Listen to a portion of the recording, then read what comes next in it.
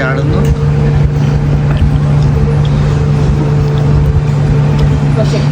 വേറെ ദിവസം നമുക്ക് പോയാലോ?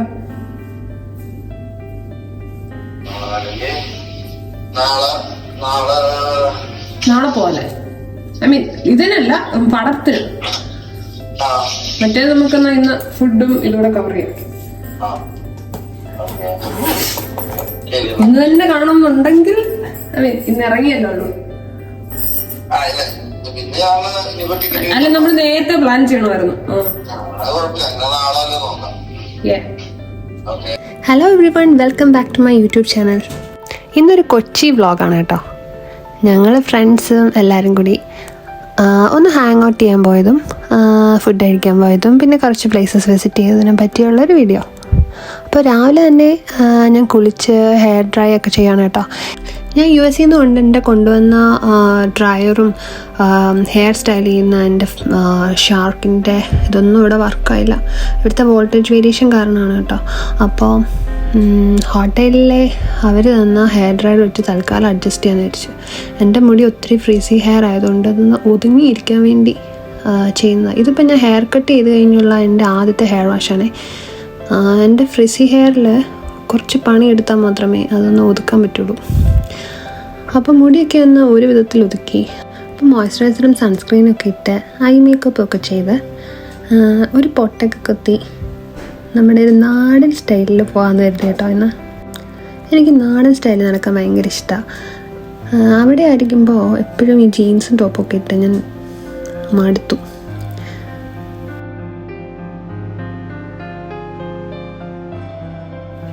മുടി ഓപ്പൺ ആക്കിയിട്ടിട്ട് എനിക്ക് ഇതിൻ്റെ കൂടെ ഇഷ്ടപ്പെട്ടില്ല. അപ്പം ഞാൻ വിചാരിച്ചു ഒന്ന് കെട്ടി വെക്കാമെന്ന്. ഇപ്പം കുഴപ്പമില്ല. അങ്ങനെ ഞങ്ങൾ രണ്ടും റെഡിയായി. ഞങ്ങൾ പോയിക്കൊണ്ടിരിക്കുകയാണ്. മെട്രോ എടുത്താണ് ഞങ്ങൾ പോകുന്നത്.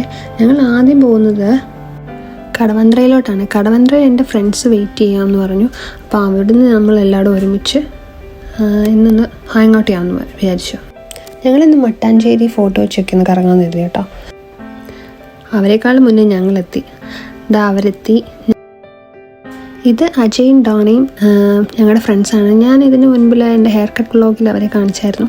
അപ്പോൾ മട്ടാഞ്ചേരി വളരെ ഫേമസ് ആയിട്ടുള്ള ഭ്രാന്തൻ കുര്യച്ചൻ്റെ കുരിശടിയിലേക്കാണ് ഞങ്ങൾ ആദ്യം പോയത്.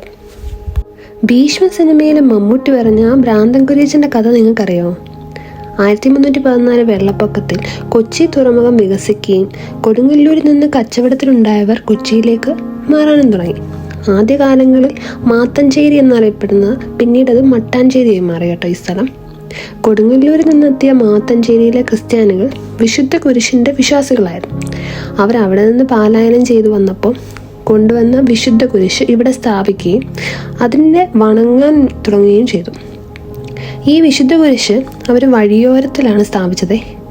പിന്നീട് വഴിയോരത്തിൽ കണ്ട കുരിശിനെ പോർച്ചുഗീസുകാർ ബ്രാന്ത ക്രൂച്ചെ എന്ന് വിളിച്ചു.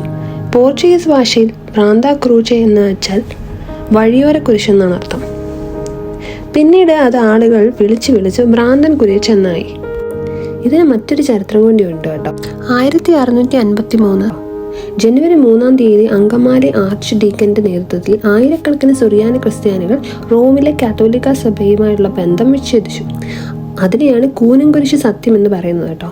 ആയിരക്കണക്കിന് ആളുകൾ കുരിശിൽ തൊടാൻ അസാധ്യമായതിനാൽ കുരിശിൽ കയറ് കെട്ടിയാണ് സത്യം നടത്തിയിരുന്നത്. അപ്പോൾ കുരിശിൻ്റെ ഒരു സൈഡ് ചരിഞ്ഞു. അങ്ങനെ കൂരൻ കുരിശ എന്ന പേരും വന്നു. നമുക്കെന്തെങ്കിലും കാണാതെ പോയി കഴിഞ്ഞാൽ അവിടെ നേർച്ച നേർന്നാൽ അത് കിട്ടും എന്നൊക്കെയാണ് വിശ്വാസം കേട്ടോ. പിന്നെ നമുക്ക് എന്തെങ്കിലും വിഷമം ഉണ്ടെങ്കിൽ അവിടെ പോയി പ്രാർത്ഥിച്ചാൽ നമുക്കത് മാറിക്കിട്ടും.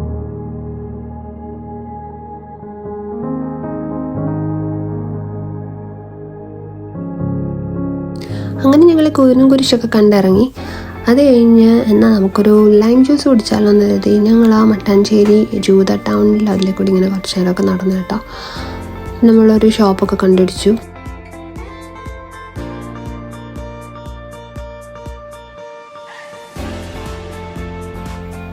കുറച്ച് നേരം ലൈം ജ്യൂസൊക്കെ കുടിച്ച് ഞങ്ങളാണെങ്കിൽ അവിടെ നിന്ന് ഇറങ്ങി ഞങ്ങൾ നേരെ പോയത് നമ്മുടെ മട്ടാഞ്ചേരി പാലസിലേക്കാണ്.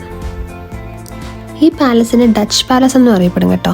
ഇവിടെ ഉണ്ടായിരുന്ന ഒരു ക്ഷേത്രം പോർച്ചുഗീസ് പട്ടാളക്കാർ കൊള്ളയടിച്ച് നശിപ്പിച്ചതിനാൽ കൊച്ചി രാജാവായ വീരകേരളവർമ്മ പ്രതിഷേധിച്ചപ്പോൾ അദ്ദേഹത്തെ സമാധാനിപ്പിക്കാനായിട്ട് പോർച്ചുഗീസുകാർ നിർമ്മിച്ചതാണ് ഈ കൊട്ടാരം. ഇത് 17-ാം നൂറ്റാണ്ടിൽ ഡച്ചുകാർ ഏറ്റെടുത്ത് റിനോവേറ്റ് ചെയ്തു. അതുകൊണ്ടാണ് ഇതിനെ ഡച്ച് പാലസ് എന്നറിയപ്പെടുന്നത്.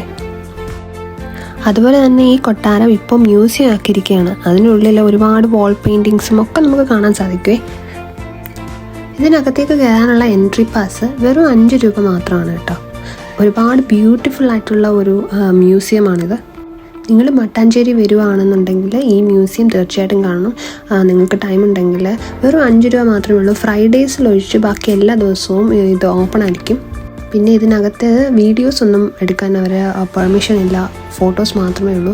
എന്നാലും ഞാൻ കുറച്ചൊക്കെ എന്തൊക്കെ എടുത്തു, പക്ഷേ എല്ലാം ഒന്നും അപ്ലോഡ് ചെയ്യാൻ പറ്റില്ല, കോപ്പിറൈറ്റ് ഇഷ്യൂ കാരണം. അതുപോലെ തന്നെ പല്ലക്കും രാജാക്കന്മാർ പണ്ട് ഉപയോഗിച്ചിരുന്ന ആയുധങ്ങളും പരവധാനികളും കുറേയധികം കാര്യങ്ങളുണ്ട് ഇതിനകത്ത് കാണാൻ വേണ്ടി. പിന്നെ നമ്മുടെ പണ്ടത്തെ കോയിൻസ്, സ്റ്റാമ്പ്, കേരളത്തിൻ്റെ ഒരു കൾച്ചറൽ ഹെറിറ്റേജും ഇതിൻ്റെയൊക്കെ ഒരു സിഗ്നിഫിക്കൻ്റ് ആയിട്ടുള്ളൊരു റിമൈൻഡർ കൂടിയാണ് കേട്ടോ ഈ പാലസ്. അങ്ങനെ ഡച്ച് പാലസിലെ കാഴ്ചകളൊക്കെ കണ്ട് ഞങ്ങൾ അവിടെ നിന്ന് ഇറങ്ങി. അവിടെ നിന്ന് ഇറങ്ങിയപ്പോഴത്തേക്കിനും ഒരു 3 മണിയൊക്കെ ആയി. നമ്മൾ പോകാനിരുന്ന ഒരു റെസ്റ്റോറൻ്റ് ഉണ്ടായിരുന്നു ഉച്ചയ്ക്ക് ഫുഡ് കഴിക്കാൻ വേണ്ടി. അപ്പോഴത്തെ ടൈമൊക്കെ കഴിഞ്ഞു, അങ്ങനെ അവിടെ പോകാൻ പറ്റിയില്ല. അപ്പോഴാണ് നമ്മൾ വിചാരിച്ച ഫോർട്ട് കൊച്ചി വഴിയാണല്ലോ പോകുന്നത്. അപ്പോൾ നമ്മൾക്ക് ഫോർട്ട് കൊച്ചിയിൽ ഒരു റെസ്റ്റോറൻ്റ് ഉണ്ട്, അജയുടെ ഒരു ഫ്രണ്ടിൻ്റെ തന്നെയാണ്. അതിൻ്റെ പേര് റൊസീറ്റ വുഡ് കാസിൽ എന്നാണ്. എനിക്ക് റെസ്റ്റോറൻറ്റിൽ ഒത്തിരി ഇഷ്ടപ്പെട്ട എന്താണെന്നറിയാമോ? ഇവിടുത്തെ ആംബിയൻസ് ആണ്. ഒരു തറവാട് ലുക്കാണ് കേട്ടോ, ഒരു ഓൾഡ് സ്റ്റൈൽ ലുക്കാണ്, ഒരു ആംബിയൻസ് ആണ് ഈ റെസ്റ്റോറൻറ്റിനുള്ളത്. ഒരു വിൻറ്റേജ് വൈബാണ് നമ്മളിവിടെ പോയിരുന്ന് ഫുഡ് കഴിക്കുമ്പോൾ നമുക്ക് കിട്ടുന്നത്. ഒരു കാമായിട്ടുള്ള ഡൈനിങ് എക്സ്പീരിയൻസ് ആയിരുന്നു അവിടെ കേട്ടോ. ഞങ്ങൾ അവിടെ ചെന്നപ്പോൾ കുറച്ച് ലേറ്റ് ആയിപ്പോയി, 3 മണിയായി ഓൾമോസ്റ്റ്. അവർ ഓൾമോസ്റ്റ് അടച്ചു. പിന്നെ അജയുടെ ഫ്രണ്ടിൻ്റെ ആയതുകൊണ്ട് പുള്ളി വിളിച്ചു പറഞ്ഞു. അങ്ങനെ ഞങ്ങൾക്ക് പെട്ടെന്ന് ഒരു ഡിഷൊക്കെ ഉണ്ടാക്കി തന്നേ. അവരെല്ലാവരും ബിരിയാണിയാണ് ഓർഡർ ചെയ്തത്. ഞാൻ മാത്രം ഓർഡർ ചെയ്തത് ഫിഷ് കറി റൈസും ആയിരുന്നു. പിന്നെ ഒരു ബീഫ് റോസ്റ്റ് ഉണ്ടായിരുന്നു. നല്ല ഫുഡായിരുന്നു എല്ലാം.